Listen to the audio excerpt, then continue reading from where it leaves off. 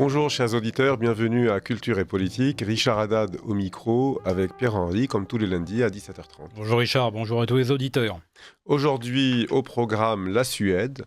La Suède et l'efficacité viking, c'est le titre d'un livre et nous recevons son auteur Hervé de Villers. Merci d'avoir répondu à notre invitation. Bonjour et très honoré de participer à cette émission. Alors vous avez écrit un livre intitulé L'efficacité viking. Inspirez-vous du modèle suédois pour vos entreprises. En fait, c'est un livre qui explique un peu comment travaillent les Suédois, leur esprit d'entrepreneur. Vous êtes français, mais vous avez des origines suédoises ou vous avez vécu en Suède? Qu'est-ce qui vous a poussé à écrire ce livre? Qu'est-ce qui vous a amené à ce sujet? Parce que je précise que c'est des sujets que l'on traite très rarement à Radio Courtoisie. C'est peu connu, la Scandinavie et la Suède. Alors, pourquoi le modèle suédois? Parce que j'ai vécu 8 ans en Suède, 7-8 ans en Suède. J'ai été marié 27 ans avec une Suédoise. Et à la fois, j'ai adoré ma vie là-bas, mais j'ai été surtout impressionné par leur façon de travailler, leur efficacité. Et c'est une des raisons pour laquelle j'ai écrit ce livre. Très bien. Et donc là, vous êtes de retour en France et vous voyez un écart. Là, vous êtes un peu tombé de haut lorsque vous êtes rentré en France. Vous n'aviez plus l'habitude du modèle français dans l'entreprise. Il y a exactement. C'est-à-dire, une des raisons pour laquelle j'ai écrit ce livre, c'est à la fois pour parler de l'efficacité.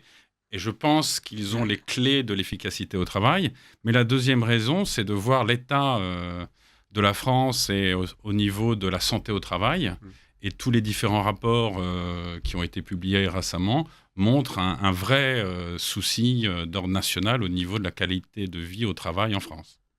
Alors, si vous deviez justement commencer par dresser dans les très grandes lignes, quelles vont être les différences les plus saillantes entre la qualité justement de vie au travail en France et celle en Suède? Quels sont les points clés qui font qu'on voit des différences? Alors, les points clés pour les différences. Alors, premièrement, je pense, et ça c'est le modèle suédois, c'est tout ce qui est facilitation et l'équilibre entre vie privée et vie professionnelle. Là-bas, s'occuper d'un enfant malade, partir à 2h de l'après-midi pour aller revoir son fils jouer au foot ou ce genre de choses, il n'y a absolument aucun souci. Au contraire, c'est-à-dire on est d'autant plus respecté qu'on s'occupe de sa famille. Ce premier point. Je pense aussi qu'il y a une vraie intelligence collective en Suède. Il y a un concept qui a été créé dans les années 30 qui s'appelle le concept de Janteloven, qui montre le pouvoir du collectif par rapport à l'individualisme. Et je dirais aussi, troisième chose, un sens du bien commun.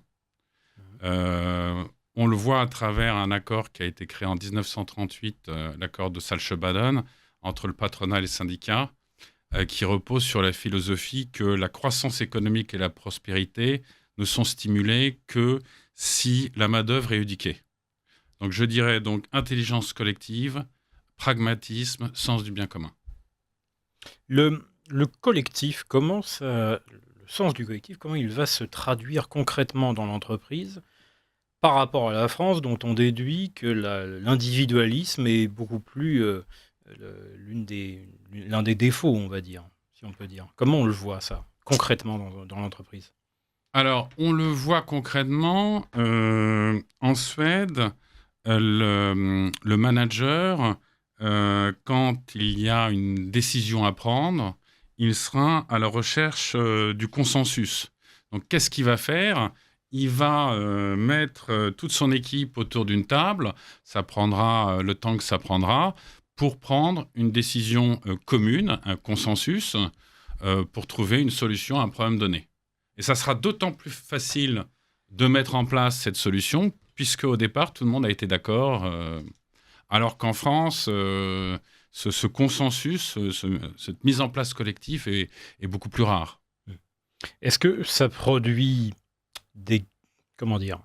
vie au travail, qualité de vie au travail? Ok, donc je suppose qu'en Suède, on doit avoir moins de dépression, moins de ce que l'on appelle des burn-out. Mais est-ce que... C'est un pays où il y a beaucoup de suicides. J'allais lui poser la question, J'allais vous poser la question après, mais je laisse Pierre-Henri finir ça. Est-ce qu'on voit que ça se traduit quand même par au moins une efficacité requises, voire des gains d'efficacité ou de productivité. Alors, C'est pas évident, dit comme ça. Non, alors, alors le livre n'aurait pas l'intérêt si il n'y avait pas derrière des résultats. Et les résultats sont quand même assez impressionnants, puisque quand j'ai regardé un certain nombre d'indices de performance, j'ai dû en regarder 150, à la fois sur l'innovation, l'éducation, la prospérité, etc., qui viennent de l'OCDE, des Nations Unies, enfin bon. Et c'est impressionnant, les pays scandinaves arrivent en tête à peu près partout. D'accord. Alors que la France chute à peu près partout depuis 20-25 ans. Donc je me suis dit, mais comment ça se fait? Quelle est la raison? Quel est le secret des pays scandinaves? Au niveau économique, ils ont une croissance économique depuis 2 ans, depuis 2,3% en moyenne, qui est supérieure à la moyenne économique. Ils ont une dette de 31%, qui est largement en dessous de la nôtre. Exactement. Qu'on puisse dire. Et puis, il y a des chiffres absolument hallucinants. Ils ont créé, c'est un des pays qui a créé le plus de multinationales au monde. Au niveau des startups, ils ont une densité de startups par habitant qui doit être la première au monde. Stockholm est juste derrière la Silicon Valley en termes de licorne par habitant. Non, les résultats sont là et sont très impressionnants. Oui, moi je vais, mettre le pied dans le plat et faire l'avocat du diable. Alors, c'est vrai ce que vous dites. Les pays scandinaves, et particulièrement la Suède, sont très performants sur le plan technologique, industriel, et même relation entre, comme vous dites, entre patronat et ouvriers. Mais, alors, il y a deux choses. D'abord, effectivement, j'ai bien compris ce que vous dites, et je trouve ça tout à fait normal que l'on soit plus épanoui au travail lorsque on a une souplesse et on peut aller avoir une vie de famille normale, etc. Et ça, je vous rejoins. En France, passer du temps avec sa famille est mal vu. Donc, quand vous... d'ailleurs, si vous êtes, ne serait-ce que si on sait que vous êtes marié, c'est déjà un point en moins, notamment pour les femmes. Mais, et pas que d'ailleurs, mais bon. Et donc, en revanche, on sait qu'en Suède, le taux de suicide est un des plus élevés d'Europe, voire le plus élevé. Et donc, ça paraît en contradiction avec cette vie d'entreprise. Donc, a priori, je dirais, je n'en sais rien, je vous pose la question, mais ce ne serait pas à cause de l'entreprise, puisque au travail, ils ont l'air d'être très épanouis. Et deuxièmement, il y a une réussite économique, mais un échec total politique. C'est-à-dire que c'est un pays, ils ont les meilleurs chiffres en Europe, les plus élevés pour l'économie, mais aussi pour l'immigration et l'insécurité. Et donc, je ne sais pas s'ils se suicident à cause de ça, d'ailleurs, ou à cause de certaines lois qui sont un peu, comment dire, parce que le taux de suicide aussi est très élevé chez les hommes. Donc, est-ce que ce n'est pas l'excès de féminisme qui fait qu'ils sont un peu déprimés quand même, non? Vous trouvez pas? Parce qu'ils doivent être très épanouis au travail, mais en dehors du travail, mais quel ennui! Alors, pour les chiffres, ça dépend des statistiques, parce que j'ai vu que ces 10 dernières années, le taux de suicide en France était supérieur à la Suède, selon Eurostat. Donc, je pense que c'est vrai dans des vieux chiffres. Pour l'immigration, c'est tout à fait correct. Il y a une explosion de la criminalité en Suède. Il y a eu une explosion de l'immigration à partir de 2015, où ils ont ouvert les portes. Il y a un Suédois sur deux qui n'est pas d'origine suédoise. D'une façon un peu niaise, etc. D'une façon un peu... Alors, je répondrai à ça... deux choses, parce que j'en ai parlé avec donc la personne. Ah oui, c'est vrai, le préfacier. Ma préface, qui est un ami, qui s'appelle Joachim Palme, qui est le fils aîné d'Olof Palme, qui est sociologue, politologue reconnu. Qui a été... Premier ministre qui a été assassiné absolument. En 86, je crois. 84 ou 6 je crois que c'est en 86. Il a été assassiné en sortant avec sa femme du cinéma. On n'a jamais trouvé les véritables auteurs. On n'a jamais trouvé le meurtrier. Il n'a jamais été appréhendé, en tout cas. Et donc, en discutant avec lui, je lui dis oui, dans les différentes parutions d'articles, on critique le modèle suédois par une énorme criminalité. Et ce qui est vrai. Alors, sa réponse a été la suivante, c'est qu'en fait, et j'en ai parlé à d'autres Suédois, en fait, ce sont des gens qui sont arrivés récemment en Suède et qui ne sont pas passés à travers le modèle suédois. Je parle du modèle d'éducation suédoise. Donc, c'est une question de nombre. Comme on le dit toujours, même en France, tout dépend du nombre que vous pouvez absorber. Tout à fait. Est-ce que le modèle suédois était, submergé, non? Parce qu'ils en ont fait rentrer trop d'un coup, c'était plus possible.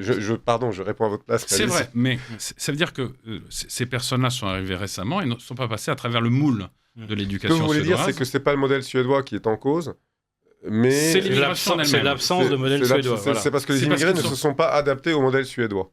Exactement. C'est bien ça. Et donc, il y a eu... Et ça touchait, en fait, à la fois l'homogénéité de la Suède, parce que c'est un pays très homogène dans cette façon de vivre, dans ses traditions, etc. Et ça touchait la confiance. Et c'est vrai que le business est très basé sur le niveau de confiance. Donc, ça a été un vrai souci. En revanche, depuis 2022, depuis l'arrivée au pouvoir de la droite et de l'extrême droite, il y a eu un changement absolument radical. Et ils ont essayé un peu de copier le Danemark. Oui, c'est ce que j'allais vous dire. J'allais vous parler du Danemark, justement. Très impressionnant par rapport aux effets. C'est-à-dire que le modèle suédois, je vais vous prouver que le modèle suédois fonctionne. Parce qu'en fait, qu'est-ce qui s'est passé ? Je vous crois sur parole, mais j'essaie de vous... Qu'est-ce qui s'est passé, en fait ? Ils ont vu la catastrophe. Ils sont pragmatiques. Oui. Pas contrairement à nous. Contrairement à nous, les Français. Quand ils voient... Pardon, si je comprends bien ce que vous dites, c'est-à-dire que quand les Suédois voient ce qui ne va pas, ils l'admettent. Déjà, il faut admettre avant de pouvoir trouver des solutions. Alors qu'en France, nous n'admettons pas, nous nions nous vivons dans le déni. Donc vous dites, vous, que les Suédois ne nient pas et donc réagissent vite. La preuve, c'est qu'ils ont mis au pouvoir à la droite. Ils ne sont pas idéologues. Ils se disent, qu'est-ce qui n'a pas marché ? On est dans une situation catastrophique. Donc prenons, on va s'asseoir autour d'une table, les différents intervenants. Regardons ce qui se fait de bien à l'étranger. Donc là, c'était le Danemark. On va copier ce qui se fait au Danemark. Et depuis, je crois, en 2024, il y a le plus petit nombre de demandes d'asile depuis 50 ans. Donc ça a vraiment switché. Donc il n'y a pas de tabou, il n'y a pas d'interdit. Non, il n'y a pas de tabou. Ça prouve que le modèle existe parce qu'ils sont capables d'arriver à un consensus, d'avoir une intelligence collective pour prendre une bonne décision. Alors sur un autre plan, là plus typiquement suédois, je suis allé me renseigner parce qu'il se trouve que j'ai un très bon ami que je salue qui fait des affaires en Suède avec une entreprise française et qui m'a dit quand même que les clichés sur l'Europe du Nord et sur une certaine forme de rigidité des Européens du Nord et des Scandinaves en particulier étaient loin d'être faux. Alors il y a déjà de manière institutionnalisée le poids des normes et des règlements qui est, paraît-il, très pesant dans le monde des affaires. Alors, je parle en particulier du BTP de la construction, par exemple, normes environnementales, etc., où le poids normatif a l'air plus important qu'en France, alors que déjà en France, règle française plus règle européenne, il est énorme. Et cet ami qui me dit qu'il n'est pourtant pas le plus souple des latins, me dit qu'il constate quand même que la souplesse n'est pas le grand fort du suédois au business. Est-ce que c'est vrai, ça ? Alors, je pense que il faut relativiser ça. Moi, je pense que c'est à la fois, vous avez raison, dans le sens où je pense que le suédois, dans une forme de chaos, est un peu perdu. Parce que il est habitué à un certain nombre de règles, etc. Ça, je veux bien l'accorder. En revanche, on n'imagine pas à quel point il y a une vraie liberté dans ce pays. C'est-à-dire, on croit que c'est un pays social, de gauche, etc. Mais il y a une liberté qu'on n'a plus en France, entre parenthèses. C'est-à-dire que, je vais prendre un exemple. Il y a une liberté de penser, une liberté d'entreprendre, une liberté d'échec. Il y a une loi qui s'appelle, par exemple, Allemansretten, qui est une liberté de circuler absolument partout, aussi bien dans les endroits publics que dans les endroits privés. On peut utiliser les ressources de la nature. Du moment qu'on ne dérange pas, on a le droit de tout faire. Donc, il y a une liberté de marché absolument incroyable. Il y a eu un article dans The Economist en début d'année qui montre que la Suède est le pays le plus libéral d'Europe. Il y a une liberté d'entreprendre. Il y a les entreprises privées peuvent licencier pour raisons économiques absolument sans problème, sans faire des énormes plans à la française. Et d'ailleurs, il y a un ancien ministre des Finances, Per Nuder, qui disait que, à propos de la sécurité de l'emploi, il disait que la sécurité de l'emploi, c'était pas conserver son poste à tout prix, mais c'était d'avoir l'assurance d'en avoir un nouveau. Et il y a un vrai, même au moment du Covid, c'était interdit par la loi d'avoir un confinement. Oui, C'est-à-dire j'allais que- vous poser. c'est- j'allais- c'est- modèle C'est-à-dire suédois. que la liberté, et alors, dans un sens, il y a une certaine rigidité par rapport à leur mentalité, c'est vrai, mais il y a une vraie liberté au niveau du travail, au niveau On va faire une de pause. l'entreprise. Ouais, On va pour le revenir Bonino, sur le Covid voilà. parce que c'est intéressant. D'accord. Vous appréciez cette émission? Alors aidez Radio Courtoisie à en produire d'autres. Rendez-vous sur soutenir.radiocourtoisie.fr. Merci d'avance. On va revenir sur ce sujet de liberté et effectivement, vous avez bien fait de faire allusion au Covid parce que j'allais vous en parler. Et on oublie, ou parfois certains auditeurs peut-être ne le savaient même pas, c'est un des rares pays d'Europe, la Suède, qui n'a pas décrété un confinement pour sa population. Et on s'est rendu compte au fil des années, parce qu'avec le recul, on peut un peu... On a des statistiques plus voilà, fiables. statistiques Voilà. pour voir est-ce que fallait-il confiner, est-ce que le confinement a eu des résultats positifs ou pas. Et on s'est rendu compte qu'il n'y a pas eu plus de morts en Suède qu'en France ou en Allemagne ou ailleurs, alors qu'ils n'ont pas confiné du tout. Et je rappelle que pas de confinement, ça veut dire pas de problème économique et pas de distribution d'argent et des dettes colossales. Parce que vous avez rappelé la dette de la Suède, vous avez dit 31%. Nous sommes à combien, Pierre-Henri? 210%. 210. Oui. Oui, voilà. Donc c'est colossal la différence. Et tout ne vient pas du Covid en France, mais enfin une grande partie tout de même de notre dette est due au fait qu'on a distribué de l'argent comme si on imprimait des billets pour pouvoir tout fermer. La Suède n'a rien fermé du tout et n'ont pas eu plus de morts. Je me trompe Absolument. ou pas? Voilà. Donc, comme je disais, il y a une vraie liberté. Et donc, la loi interdisait pour le gouvernement de faire un confinement. Oui. En France aussi, normalement, vous savez. Ah, ça, je Le problème, sais c'est pas. que on a une des libertés, une des comment dire, un des Liberté fondements fondamentale, ouais. de la Constitution française, c'est la liberté de circulation, tout de même. Et donc, et en fait, on a fait des choses illégales en France et on les a fait valider par le Conseil d'État, qui n'a de Conseil d'État que le nom, hein, parce que finalement, le Conseil d'État obéit au pouvoir politique et voilà. Et donc, effectivement, ça devrait être interdit en France aussi d'enfermer les gens chez eux, normalement. Sauf qu'ici, ils n'ont pas beaucoup de respect pour les lois.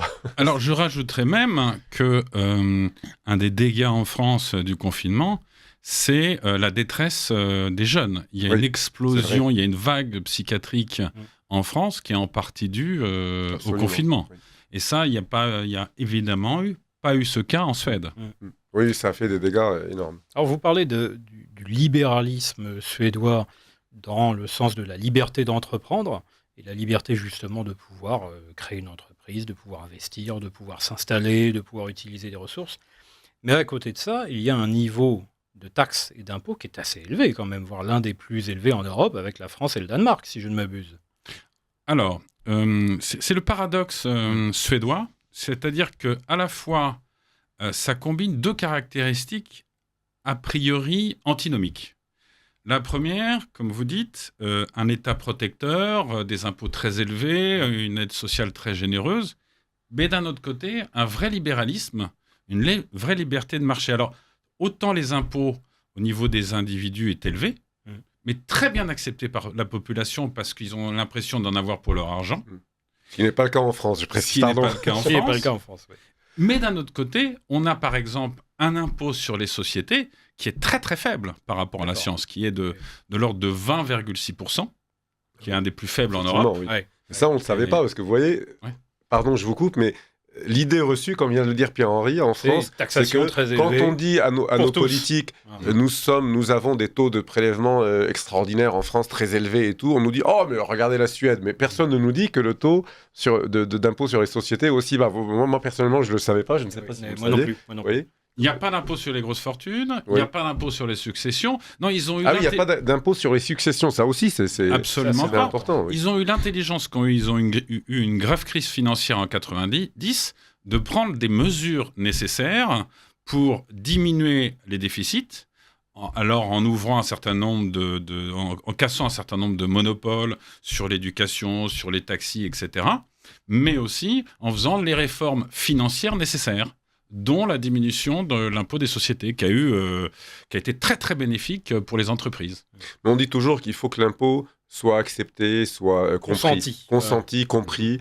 Et donc, effectivement, si en Suède, on paye beaucoup, mais on a en compte, parce que nous, en France, on paye beaucoup, mais on a tout qui se détériore. Les hôpitaux, ça devient le tiers-monde.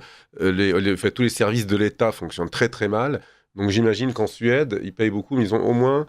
Donc, à partir du moment où ils sentent que l'argent qu'ils donnent, qu'ils payent, ce que ça leur Contribuent coûte au en bien impôts, commun il y a un retour. et qu'ils en bénéficient, en fait, par retour. Ils ont vraiment une confiance en l'État suédois Oui, qui est absolument remarquable. Oui. Donc, pour eux, payer des impôts est tout à fait normal et tout à fait... On va dans le bien commun, en fait. Mais alors, est-ce que ce modèle, dont on a essayé de dresser les grands traits, est exportable ? C'est ça la vraie question et la question que vous Est-ce que ce essayez de n'est pas une traiter dans question votre livre. culturelle qui n'est pas... Est-ce qu'il ne faut pas... Est-ce qu'on peut transformer le français en suédois ? Alors, c'est une très bonne question. Alors, moi, les mesures que je préconise, parce qu'une partie du livre... pardon, vous préconisez, c'est vrai que vous faites des propositions dans votre livre. J'ai oublié de le préciser aux auditeurs. Une partie du livre, enfin la dernière partie du livre, donc ce sont des solutions ou des propositions concrètes pour améliorer l'efficacité au sein de l'entreprise et puis créer un environnement de travail plus collaboratif. Alors ces mesures sont liées à l'entreprise, mais sont beaucoup des mesures de bon sens, comme le mentorat, comme un espace de travail collaboratif, etc. Et donc je pense que... Alors il faut une volonté politique derrière, évidemment, mais je pense que, je pense qu'on n'a pas le choix, parce qu'il y a une exigence aussi de la jeune génération, parce que dans ce livre, j'ai essayé aussi de prouver que la jeune génération en France a soif d'un modèle de travail différent.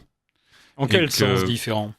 Quand on les interroge, parce que j'ai fait un sondage et des entretiens, et quand on regarde les études qui ont été faites par McKinsey, Deloitte, etc., on se rend compte que cette jeune génération en France a soif d'un modèle différent et où prédomine, il parle d'équilibre entre vie privée et vie professionnelle, il parle de bien-être, il parle de sens, il parle de valeurs, etc., etc. Et ça m'a fait tilt. Je me suis dit, ça ressemble énormément à ce que les pays scandinaves ont mis en place depuis des décennies.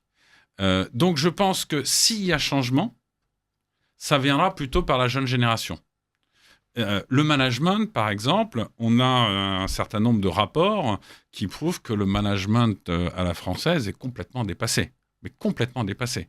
Dépassé parce que rejeté par la jeune génération ou dépassé parce que devenant, moins productif qu'avant ? Alors les deux, rejeté par la jeune génération et puis comme c'est pas très horizontal, vertical, hiérarchique, manque d'autonomie, donnant peu d'autonomie aux jeunes qui ont un manque de confiance vis-à-vis de leur management, dans les différentes études et dont le rapport de l'IGAS, et qui fait aussi une comparaison par rapport à d'autres pays, le management français va très mal. Et donc, je pense... À un moment, il était inspiré du modèle américain, le modèle français. On a beaucoup copié. On a beaucoup copié le modèle américain. Est-ce que l'américain a changé et nous ne l'avons pas suivi, ou est-ce que c'est le modèle américain aussi qui est en cause ?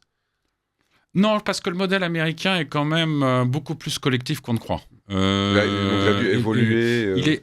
Il a un côté dur, il a un côté basé sur les résultats, mais il a un côté beaucoup plus collectif et beaucoup plus... Esprit d'équipe, vous voulez dire ? Esprit d'équipe, tout à fait. Quand même beaucoup plus qu'en France. Ouais.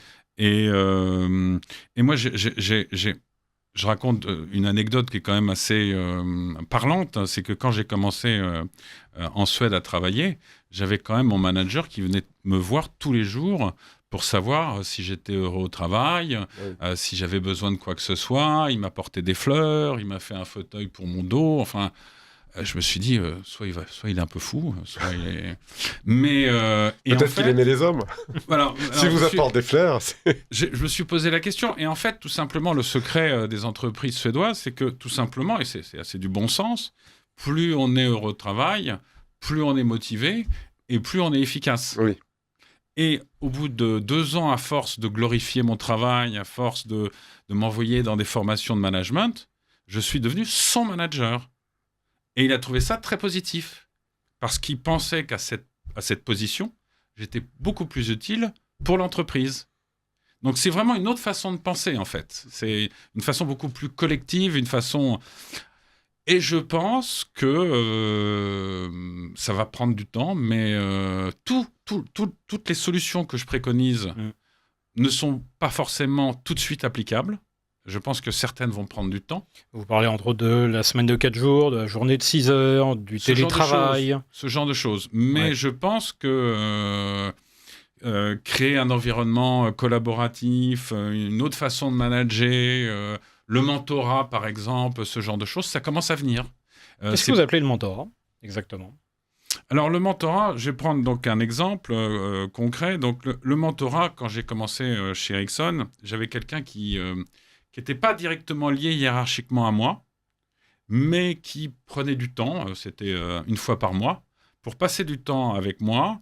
En général, c'est quelqu'un d'assez haut placé dans l'entreprise. Oui, qui a de l'expérience, Qui a de de l'ancienneté. l'expérience et qui, en fait, commence à discuter des valeurs de l'entreprise et qui qui en général booste une carrière, qui aide à se développer à l'intérieur de l'entreprise. D'accord. Et le mentorat est une mesure qui a fait ses preuves, c'est-à-dire qu'en général, le taux de fidélisation et la capacité de garder les hauts potentiels fonctionnent très bien avec le mentorat.